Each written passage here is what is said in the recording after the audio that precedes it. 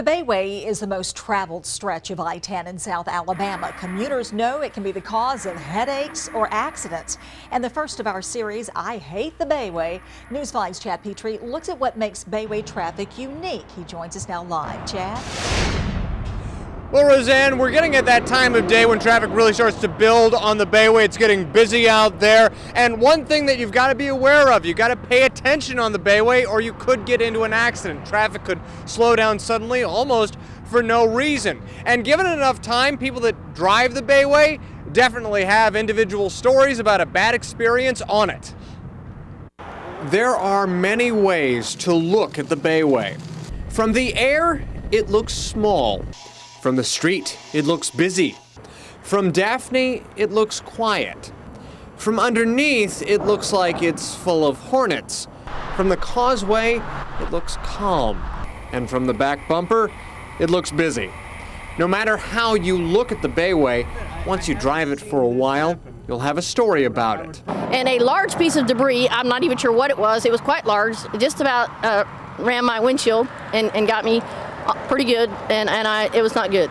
The images I've seen was people just getting out of the car, trying to get out, and they was all broke up, and I was trying to help them get out, and I didn't know I was broke up, but there was several people really injured bad in that pile up, and just staying out there and no one could get to us what made it real bad. That's the Bayway at its worst.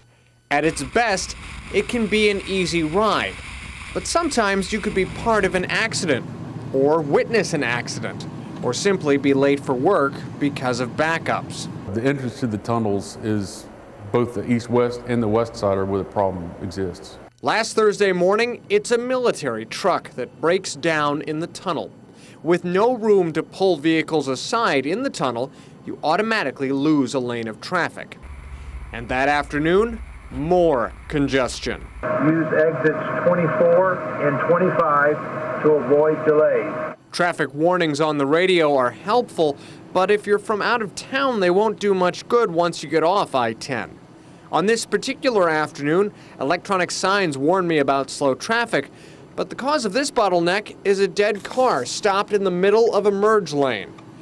Pushing through to the tunnel to the Bayway, we hit another traffic warning, this time about a disabled vehicle. But by the time I get to it, that car's gone. Accidents leave first responders and victims with very little breathing room. You run out of real estate after the shoulder, on an interstate stretch somewhere else where you may have some grass or even a field. Here you've got a concrete barrier that obviously limits your ability to place emergency vehicles. Coming up tonight at 10 in the second part of our series, we take a look at one of the most notorious accidents on the Bayway. In 1995, the Bayway was the site of the largest multi-vehicle car accident in U.S. history. That's coming up tonight at 10 on our series, I Hate the Bayway. For now, reporting live in Mobile, Chad Petri, News 5. One busy road in the Mobile area won't have checkpoints. We're talking about the Bayway. Driving across it can be risky at times, especially during bad weather. In the second part of our series, I Hate the Bayway, Chad Petri takes a closer look at one of the most well-known car crashes in Mobile history.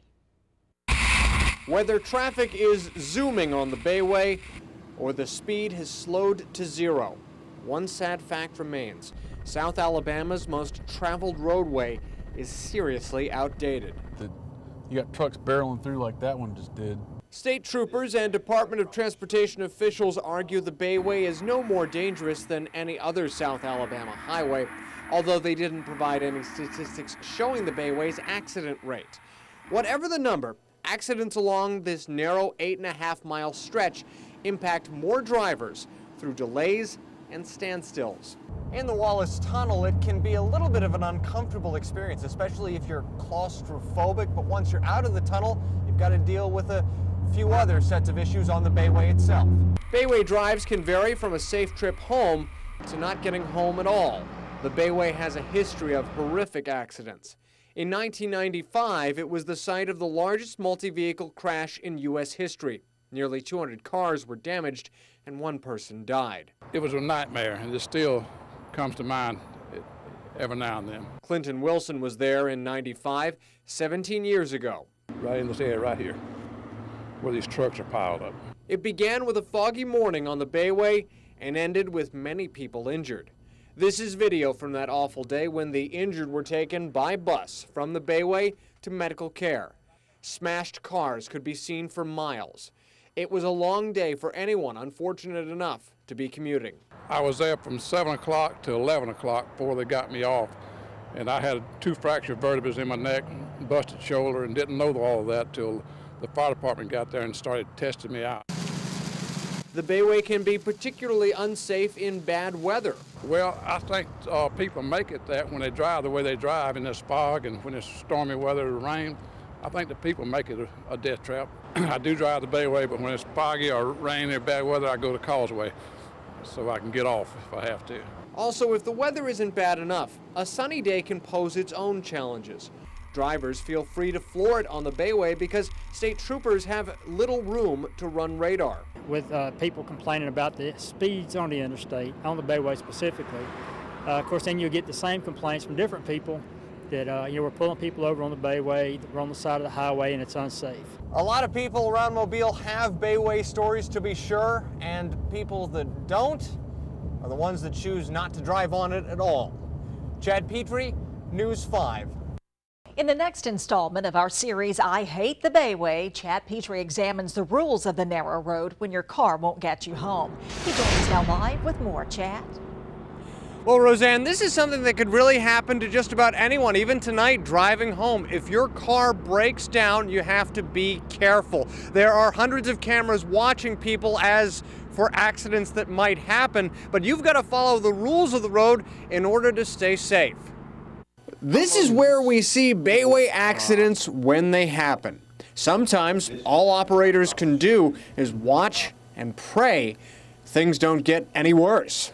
We dread when we hear the 60% forecast for rain. Rain increases the odds of an accident. Most Bayway delays aren't caused by crashes, but rather too many cars on the road. In the mornings, whenever we have people coming from the Eastern Shore headed west into Mobile, we see a traffic backup. On the evenings, whenever we have people leaving Mobile headed back to the Eastern Shore headed east, we'll have a traffic backup. Here, with more than 100 cameras staring at I-10, I-65, and the Causeway, they look for problems or drivers in trouble. 04 and 95, I got one stop, 36 eastbound. When trouble is spotted, they send reinforcements. Gary Guess is one of several ASAP drivers, combing the Bayway and nearby highways at any given time. You okay, man? It's kind of a dangerous job, but you just have to watch yourself. Response times vary based on traffic. This guy got lucky. We helped tow this driver within a minute of him breaking down, since it happened right in front of us. Let's see him. Despite a narrow shoulder that's only 10 feet wide on the Bayway, Gary's able to tow this car about 3 miles until it's off the Bayway and onto the Causeway. The faster you do what you have to do, get them off, pull them off, push them, whatever it takes, makes it safer for the motorist, and it makes it safer for us too. It's more dangerous to leave a car on the shoulder than tow it, but towing comes with its own dangers. There are 2 sections of the Bayway, 3 to 4 miles long, where drivers can't exit. That's the reason some people just don't drive it. And then what happens if you have a wreck? You get stuck, you can't get off, so you're at the mercy of all the traffic. So I personally do not take the Bayway. Never have, never will. Now, if your car does break down and you need help immediately, you should call 911. But if you don't need help immediately, wait. Don't get out of your car. Wait for the ASAP driver to come, because getting out on foot on the Bayway can be dangerous. Now, coming up tonight at 10, we'll look at one of the major choke points in the country for traffic, that being the Wallace Tunnel, as our series I Hate the Bayway continues. Live in Mobile, Chad Petri, News 5. The Wallace Tunnel is where most of the traffic problems associated with the Bayway start. In our continuing series, I Hate the Bayway, News 5's Chad Petri takes a look at one of the worst traffic spots in the country. Coast to coast from Jacksonville, Florida to Los Angeles, California, 2,416 miles. One of the biggest traffic choke points on the I-10 corridor is right here.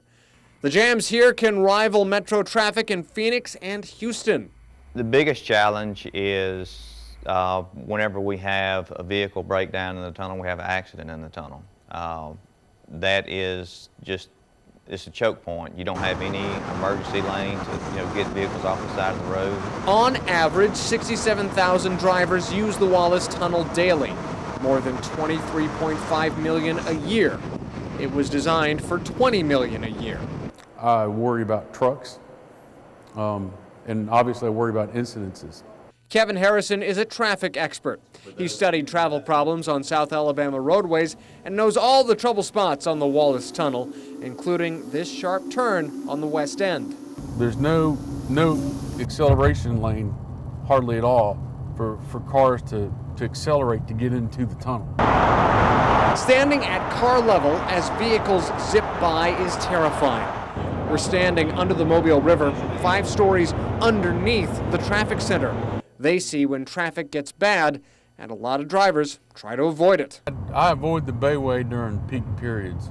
If you don't like this turn onto I-10 into the Wallace Tunnel, there are plans in the works to reduce the severity of this curve, and in the coming years to eventually build a bridge over the Mobile River. But there are questions of funding and a timetable for that project. Chad Petri, News 5.